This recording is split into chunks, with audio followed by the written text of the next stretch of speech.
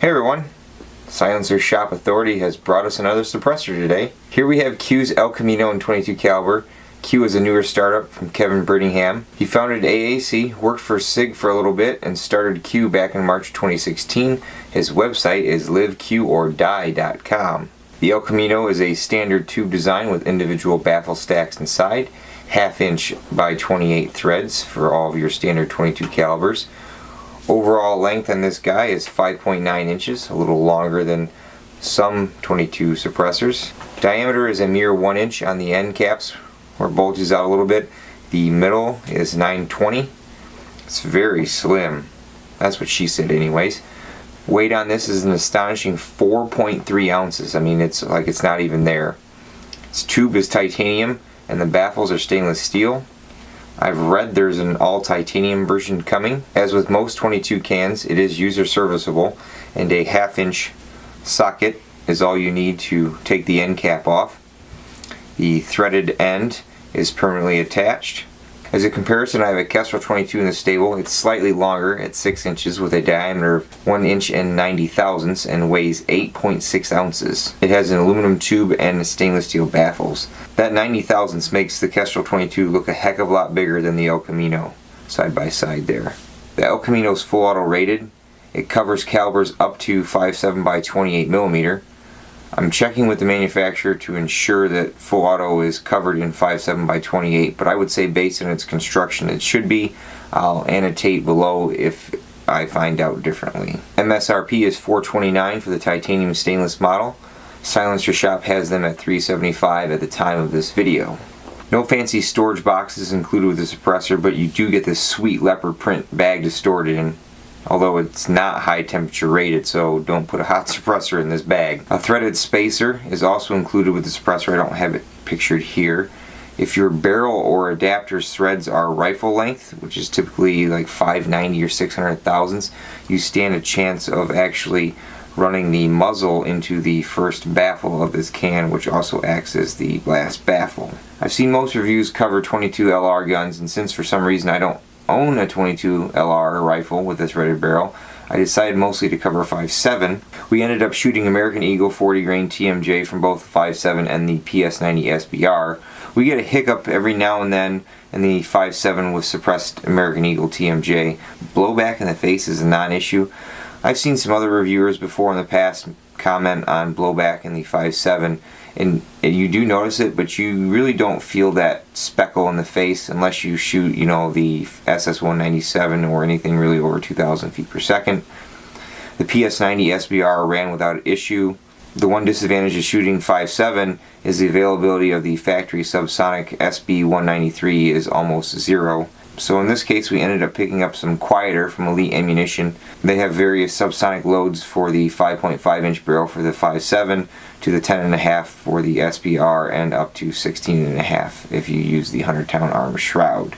The 5.5 inch barrel load was a little supersonic out of the 5.7, but the 10.5 inch SBR load was spot on quiet. I wouldn't say 22 long rifle quiet, but obviously the supersonic crack is gone.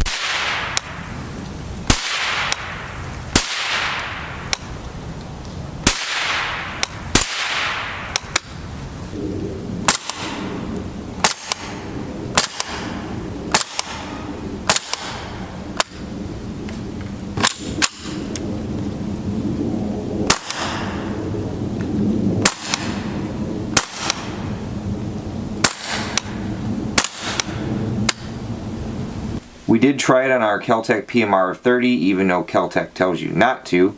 I try to stick with the heavier and less powerful loads when I do this.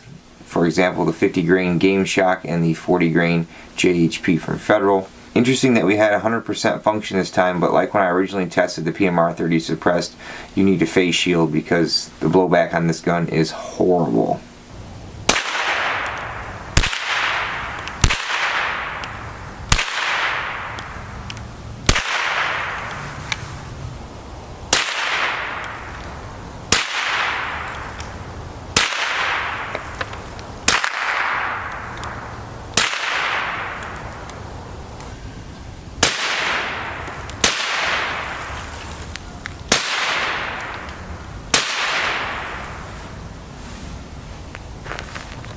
As you saw in the opening clips, I did run it on my 1911-22 from Sig Sauer. First round pop to me was not that noticeable, especially compared to say the 22 Kestrel. We used the Remington Golden Bulk Pack, which has horrible quality control. In the footage I'll roll in a few seconds, you can hear the round cycling between being subsonic and supersonic.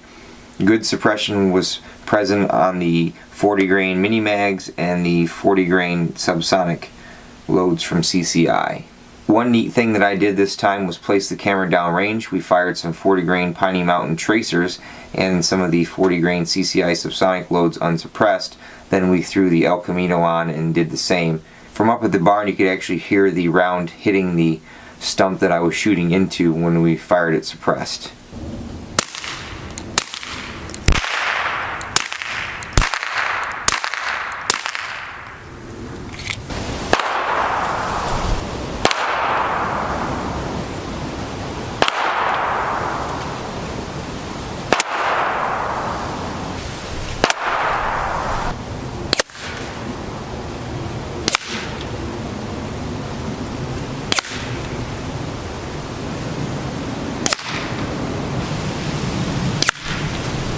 As I mentioned, takedown is accomplished with just a 1/2 inch socket. I got a 1/2 inch socket on a 1/4 inch drive ratchet here, and you take the end cap apart.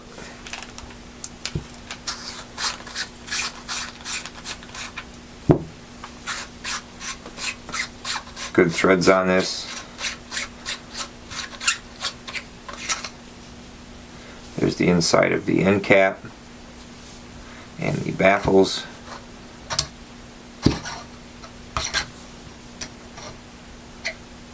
Should all kind of come out of here. Here are all the baffles.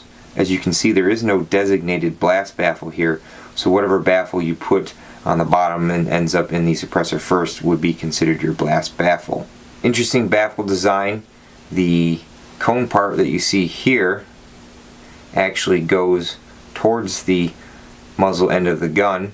I fired about 200 rounds of 22 long rifle through this, 100 rounds of 5.7 and around 30 rounds of 22 Magnum. It doesn't appear to be too dirty. Since this is a loaner suppressor, I'm not sure if the person before me cleaned it or not. I see a little bit of buildup inside the cone there. Not sure how easy that's going to be to clean out once it gets really dirty, but because these are stainless steel baffles, you can always have them put in the dip to clean them. As far as reassembly goes, you can just stack the baffles back on top of each other. They kind of click in a little bit. There is a little bit of a lip there so they can click into. There's no indication that the little cut has to be placed the same. When I look down inside it, they all seem to vary. And then just take your tube, shove them in there, grab your end cap, screw it back on.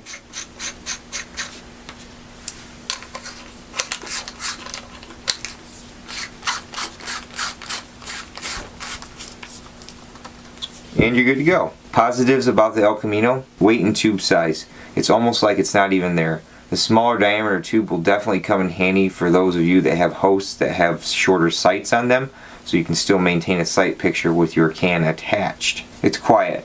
Again, we don't have a sound meter yet, but the wife agrees this can on the host was quieter than the Kestrel 22.